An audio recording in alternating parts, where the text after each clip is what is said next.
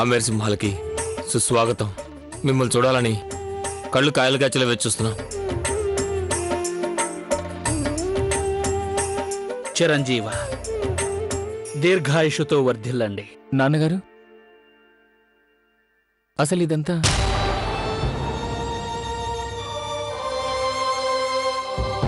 ముందు విశ్రాంతి తీసుకోండి. మిగిలిన సంగతులన్నీ తర్వాత మాట్లాడుకుందాం.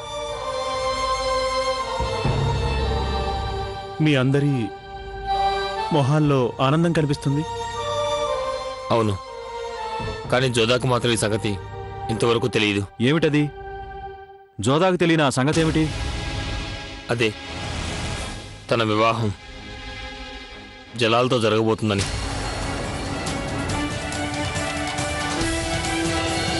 జోదాకి తెలీదా? అయితే అన్నయ్య, ఇది జోదాను మోసగించడం కాదా? అసలు మీరు ఇలా ఎందుకని? వివరంగా చెప్తాను, కానీ ప్రస్తుతానికి తగిన సమయం కాదు. మీరు ఒక్కటి గుర్తుంచుకోండి, జోదా సమక్షంలో ఈ విషయం గురించి ఎవరు ప్రస్తావించకూడదు.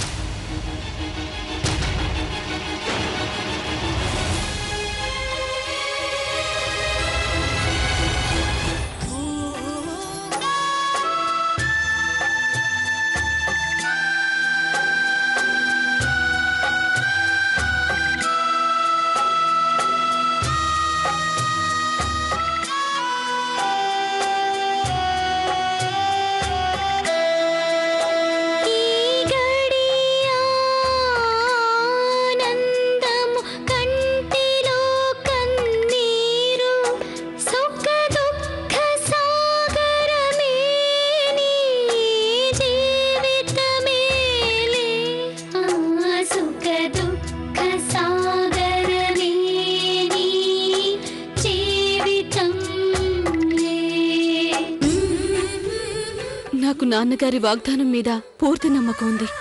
మీరు తప్పక తిరిగొస్తారని అన్నారు. ఆ తల్లి భవాని దయ వల్ల నా వివాహం సమయంలో మనమంతా కలిసే ఉంటున్నాం.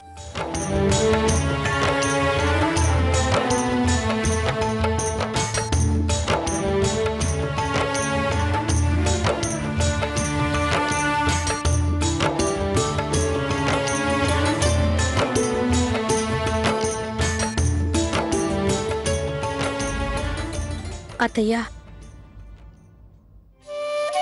ఇప్పుడిక జోదాకి తెలిసిపోతుంది తనీ వివాహం జలాల్తో చేసుకోబోతున్నదని. నా గుండెల్లో చాలా గాబరాగా ఉంది. తనకిది తెలిసిపోయాక తనేం చేస్తుందో ఏమోనని నాకొకటే భయంగా ఉందత్తయ్యా. ఆ విషయంలో నేను రాజపురోహితుడికి ముందే చెప్పేశాను. ఆయన ఒక ఉపాయం చెప్పారు. ఉపాయమా? ఏంటా ఉపాయం అత్తయ్యా? కరకంకణాలు కలపడం. కరకంకణాలా? అవును మైనావతి, ఒకసారి ఈ కరకంకణాలు కలిపేయడం జరిగితే ఆనవాయితీ అనుసారం వరుడు వధువు వివాహానికి ముందు ఒకరినొకరు చూసుకోకూడదు. జోధా జలాలుద్దీన్లు వివాహం అనంతరమే ఒకరినొకరు చూసుకోగలుగుతారు.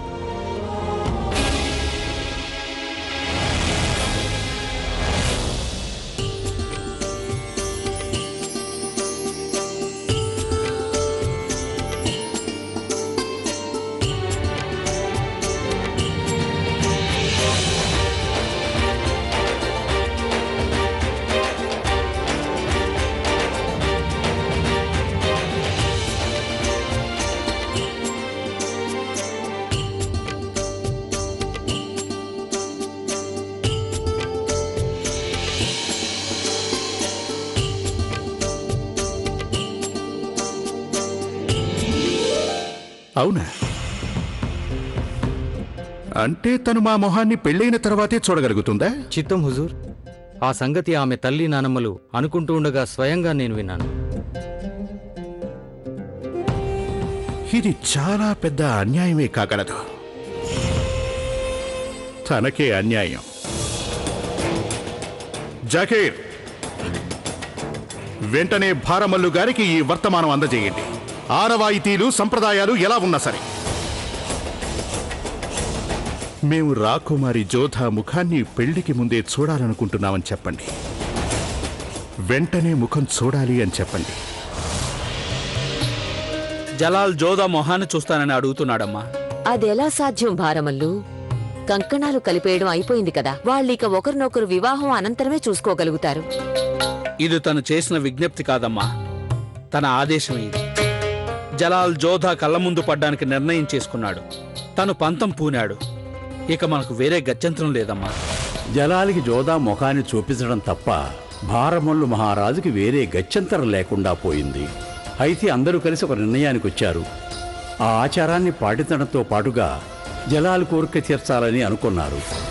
అప్పుడు జలాల్ జోదా ముఖాన్ని చూడ్డానికి రానే వచ్చేశాడు.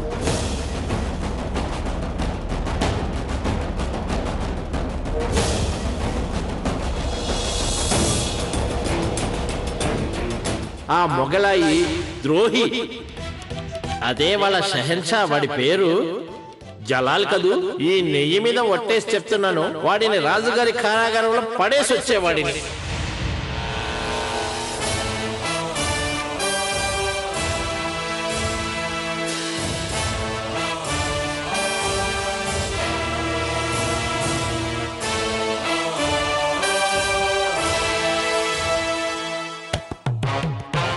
చూసావా, షహిన్షా గారు నన్ను క్షమించేశారు.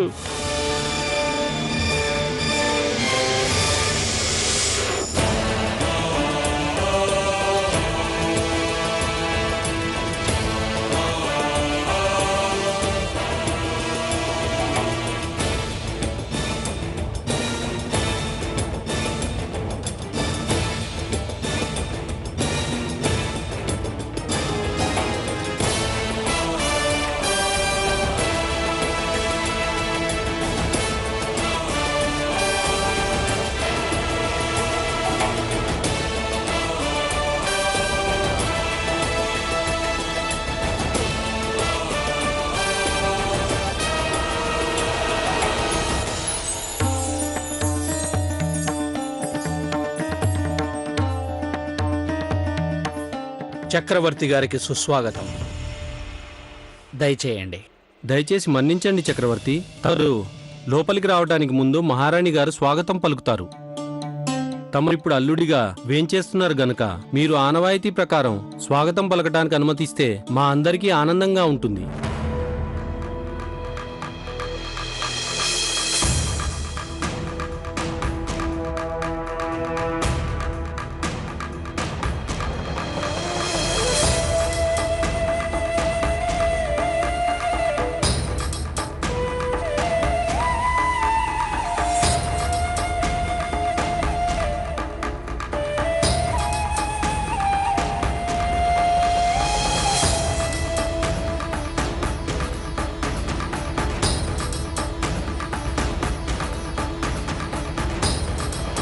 మీ అమ్మాయి జోదా మొగలాయిల కోడలవుతుంది. ఇదే విధి నిర్ణయం జరిగి తీరుతుంది.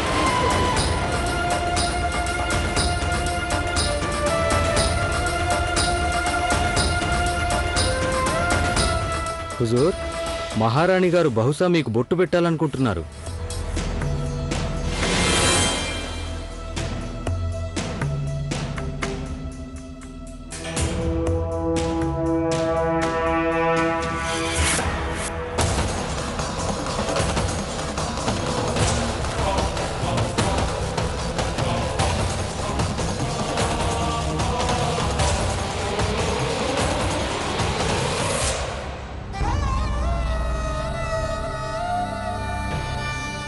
నా ప్రతిజ్ఞ నెరవేర్చు.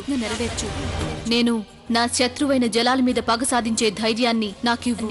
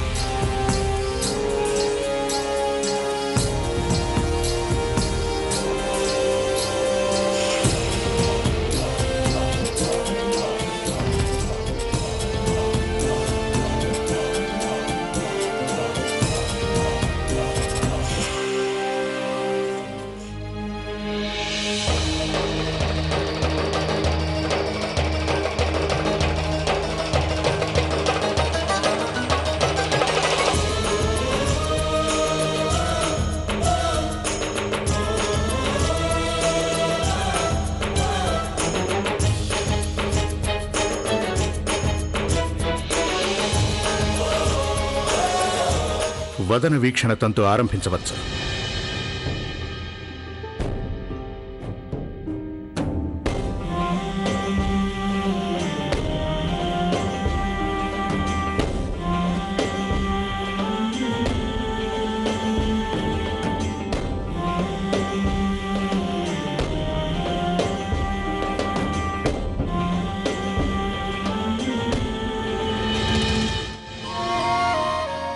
జోదా వేస్తున్న ప్రతి అడుగు ఆమె భవిష్యత్తును నిర్ణయించబోతోంది.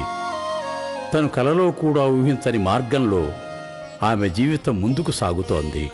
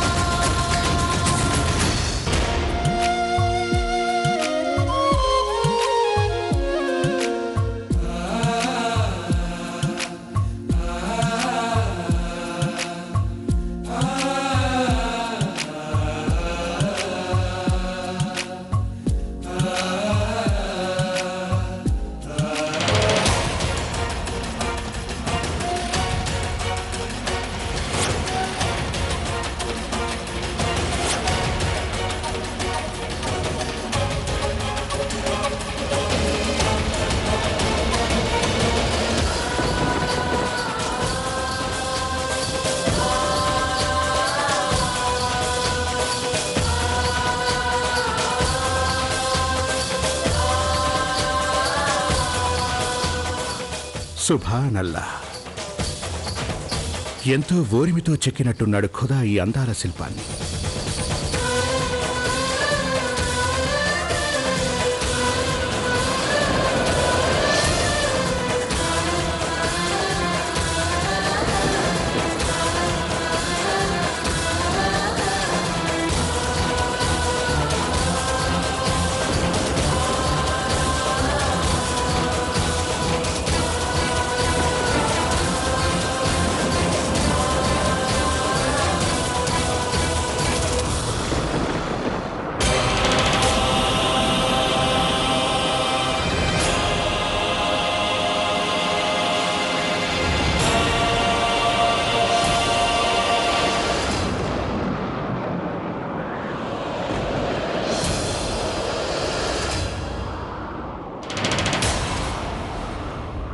మొగలాయి సైన్యానికి ఒకే ఒక నాయకుడు ఆయనే జలాలుద్దీన్ మహమ్మద్.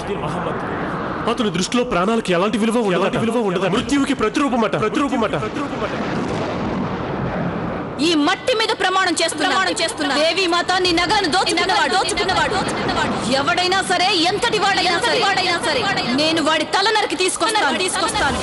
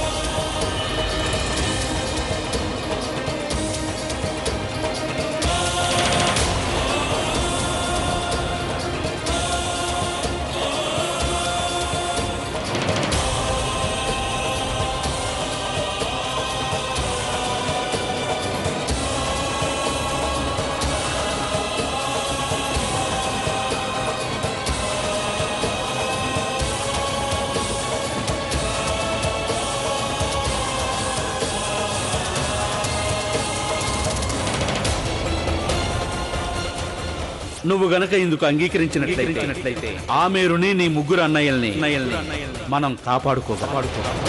కానీ నాకు తెలుసు ఈ ప్రతిపాదన అంగీకరించడం నీకంత సులభం కాదని. ఎందుకంటే నేను ఏ రాజుతో నీ వివాహం నిశ్చయించానో వేరెవరో కాదు, అతను. ఆ మీరు భద్రతకి జోదాయే మూల్యమైనట్లయితే మీరు నిశ్చింతగా ఉండండి. ఆ మూల్యాన్ని మీరు చెల్లించినట్లే అనుకోండి. జోదా ఇప్పటికీ మించిపోయింది లేదు. నువ్వు వెంటనే వెళ్ళి ఆ భారమల్లుని తన గద్దెను కాపాడుకోవడానికి ఎవరితో చేతులు కలిపాడో కనుక్కో. నేను మాత్రం ఏ వీరుణ్ణి వివాహం చేసుకుంటానంటే ఆ జలాల్ తల నరికి తీసుకురాగల ధైర్యం గల వీరుణ్ణి. ఈ నాలుగు తెగిపోవడమే తగిన శిక్ష. నోటికొచ్చినట్టు వాగాను, అందుకే అలాంటి మొదనష్టు మాటలు మాట్లాడింది. మహారాజు గారు చెప్పేశారా? ఆయన మీరు వివాహానికి నేను అంగీకరించాను.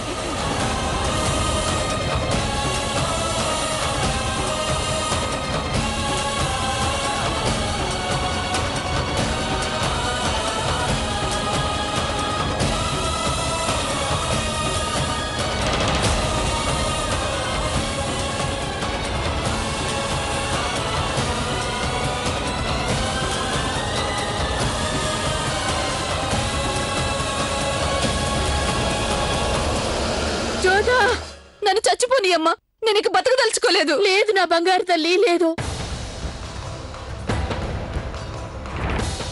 ఇంత పెద్ద విషయాన్ని మీరంతా నా నుంచి ఎలా దాచించారు?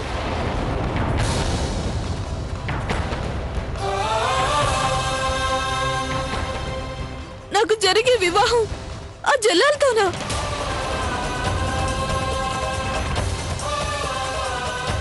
అంతటి నేరం నేనేం చేశానని మీరంతా కలిసి నా విషయంలో ఈ విధంగా ప్రతి ఒక్కరికి తెలుసు. అన్నయ్యలకి, వదినలకి, నాన్నమ్మకి. కానీ అందరూ తమ నోళ్లు విప్పనే లేదు.